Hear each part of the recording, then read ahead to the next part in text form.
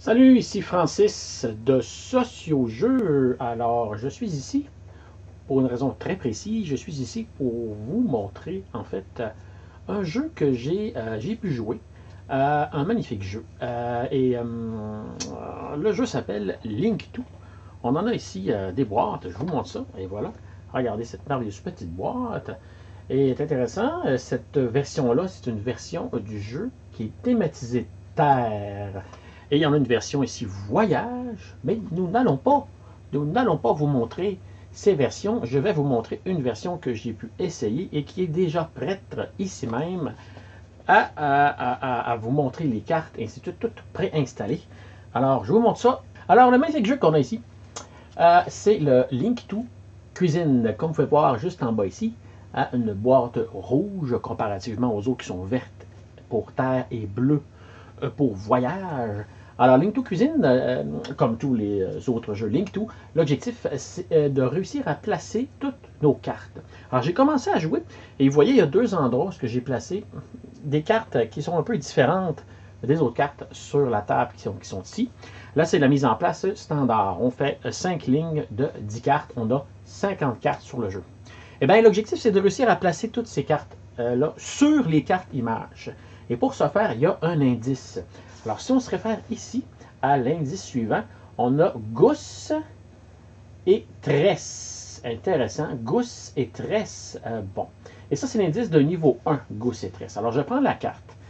Bon, une gousse puis une tresse. Bon, je pense que là, je l'ai. Moi, je l'ai. J'ai déjà une idée de qu'est-ce que ça pourrait être. Il faut comprendre que là, c'est le niveau très facile. Alors, on a tout de suite une idée. Si le moindrement on connaît la nourriture, qu'est-ce qui est en gousse, en fait? Je penserais que ça serait de l'ail. Est-ce qu'on est d'accord là-dessus pour dire que ça serait de l'ail? On va vérifier ça. Alors, on va trouver s'il y a de l'ail. Oui, effectivement, si on regarde au bout là-bas, il y a de l'ail. Alors, je pense que je suis pas mal sûr de mon ail. Je vais placer la carte de cette façon-là, un peu comme les deux premières, où j'étais assez sûr aussi de mon coup. Alors, je vais continuer comme ça. On a ici un chef français. Un chef français. Bon, là, je connais moins mes chefs. Là. Je connais la bouffe, mais de là à connaître les chefs, là, ça commence à être un petit peu plus corsé. Bon, on a quelques chefs ici. On a un personnage qui est dessiné ici. On en a un autre personnage là. Un autre ici, puis un autre ici. Si on regarde les noms, on va y aller peut-être par déduction. Fait que ce qui est le fun avec ce jeu-là, c'est que oui, il y a la connaissance générale, mais on peut aussi y aller par déduction. Vu qu'on possède toute l'information, ben on peut après ça, on peut déduire. Les sites, bon, Gordon Ramsay, c'est pas très français comme nom. C'est ce que j'ai ici d'inscrit sur la carte. Ici, on a Jamie Oliver. Je crois même que lui, c'est un Australien. Alors, je pense pas que c'est lui. On a Alain Ducasse, par contre, puis on a Auguste Escoiffier. Bon, c'est un de ces deux-là, mais je suis pas sûr, en fait. Je suis pas sûr. Alors, je vais y aller sur Alain. Et puis plus tard, si j'ai une autre carte avec un indice différent, ah ben là, peut-être que je serai capable de les différencier les deux. On va voir. On va aller sur le prochain, c'est dans le verger. Bon, dans le verger, ça devrait être quand même faisable. Dans le verger, on peut pousser bon, ce qui pousse dans les arbres, en fait. Bon, ça peut être des raisins, ça peut être des pommes, des poires. Bon, est-ce que j'ai des raisins? J'ai pas l'impression qu'il y a des raisins sur la table. Mais par contre, j'ai pommes. Bon, je le vois tout de suite, j'ai pomme, j'ai reconnu la pomme. Je vais m'essayer sur pomme. S'il y a des raisins, on verra avec un autre indice. Et voilà, ça se joue comme ça. Alors, on continue à jouer comme ça. J'ai quasiment envie de continuer à jouer puis d'arrêter ma chronique. Mais là, on va arrêter ça. C'est très simple à jouer. Et ça, c'est le premier niveau. Et je vais continuer comme ça de jouer là jusqu'à temps qu'il y ait mes 50 cartes de placées. Si j'ai réussi à toutes les placer, je fais 50 points. Mais à la fin, il va rester une seule carte de pas placée. Alors ça, c'est la carte qui est de trop en fonction de chaque casse-tête, en fonction de chaque niveau. Avec la carte qui est de trop, je vais la comparer avec la carte réponse, qui est ça ici, cette magnifique petite carte ici, c'est marqué réponse dessus. Et à l'endos, il y a des codes comme ceci. Je ne sais pas si on va mieux les voir de cette façon-là.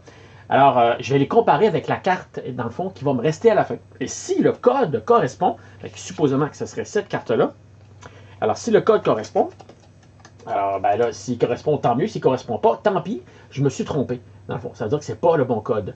Comme cela, ben, c'est pas concombre, la carte qui est trop, ainsi de suite. Là, on va jouer comme ça, et on peut jouer en coopérant, tout le monde ensemble, on peut jouer en couple, et ça, c'est intéressant quand même, c'est un quiz qu'on peut jouer à deux, et ça, on va en reparler tantôt. Alors, c'est vraiment très cool, ce jeu-là. On peut jouer aussi en mode compétitif, en calculant nos points à chaque manche. Et quand on joue en compétitif, celui qui place une carte récupère l'image et la carte et la garde pour soi. Donc, au fur et à mesure, la table va se vider. Et le joueur qui a le plus de cartes va gagner la partie. Fait que là, ça devient intéressant. On peut même rejouer des parties qu'on connaît déjà, mais de mélanger ça avec une espèce de chercher-trouve. C'est le premier qui va trouver l'image avec l'indice, qui va récupérer la carte. Ça devient intéressant aussi de jouer de cette façon-là. Alors, Link 2, c'est un magnifique jeu. Le côté qui est intéressant dans ce jeu-là, c'est que c'est pas un jeu qui vient d'ailleurs. C'est pas un jeu qui a été traduit d'ailleurs non plus. C'est vraiment un jeu québécois. Alors, on a sur la boîte un petit indice qui est intéressant, qui nous dit pas nécessairement que c'est un jeu québécois, mais c'est une marque que certaines personnes connaissent, qui est la marque Randolph, en fait. Donc, les fameux pubs, c'est des éditeurs aussi, ces gens-là. Ils ont édité, entre autres, le fameux jeu L'Hostie de jeu. Donc, ils ont édité ce jeu-là, mais ils ont édité aussi d'autres jeux. Et c'est un de ces jeux-là qui ont mis maintenant sa collection. C'est un magnifique jeu. Et il y a des gens derrière ce jeu-là qui a créé le jeu. Et je vous les présente de ce fait maintenant. Alors, ce sont Joël Gagnon, en fait, et Marie, M-Ève, dans le fond. Et ils ont une petite histoire. Eux, c'est que pour créer ce jeu-là, ils ont voulu, en fait, faire un jeu de quiz spécialement pour les couples. Parce que, évidemment, dans les pubs, il y arrivait beaucoup de couples qui venaient se faire des dates et il n'y avait pas de jeu de quiz juste pour deux. Alors, ils se sont dit, coudonc, on va le faire s'il n'y en a pas. Puis, en faisant le jeu, ils se sont aperçus que non seulement c'était utile pour le pub, mais que finalement, ils pouvaient l'en vendre. Et puis, peut-être que l'éditer, c'était une bonne idée de ne pas juste le réserver au pub. Et ils se sont mis sur le projet. Et maintenant, leur jeu a été aussi même traduit dans d'autres langues et disponible dans d'autres pays. Alors, c'est une création, dans le fond, et un design qui a été conçu au Québec. Et c'est ça qui est intéressant là-dedans. Les images, par contre, je vous le montre quand même, c'est particulier parce que c'est pas nécessairement des images, c'est du collage.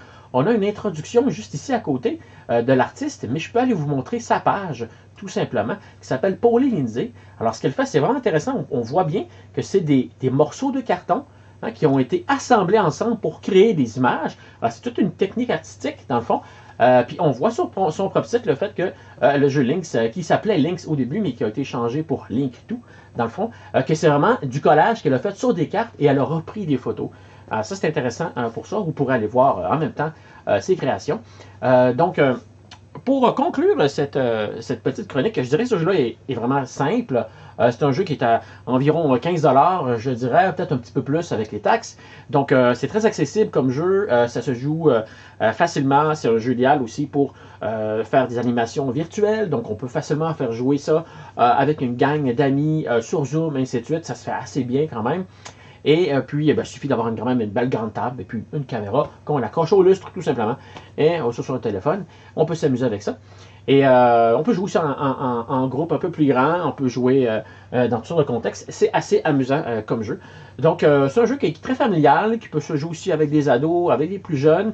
Les images aident aussi à donner des trucs aux plus petits. Et c'est un jeu qu'on peut jouer, partir, puis revenir. C'est pas très très grave. On peut jouer en solo. Donc, la personne qui joue peut partir et revenir. C'est pas très grave, surtout si on joue en mode coop. Donc, ça, c'est vraiment cool pour ça.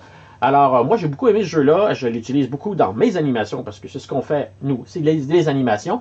Et j'espère, dans les prochains projets, pouvoir aussi vous le montrer et vous accueillir dans éventuellement les lieux qu'on va développer. Donc, j'aimerais ça remercier, en fait, les gens de chez L'Éclaireuse qui nous accueillent dans nos chroniques. Et Maxime à la Postprod. Et puis, bravo aussi aux gens du Randolph d'avoir édité ce merveilleux jeu. Parmi toute une collection ici que j'ai, ici, qui, plus tard, qu'on pourrait peut-être vous parler, qui est fort intéressante. Alors, je vous dis à une prochaine chronique. Au revoir!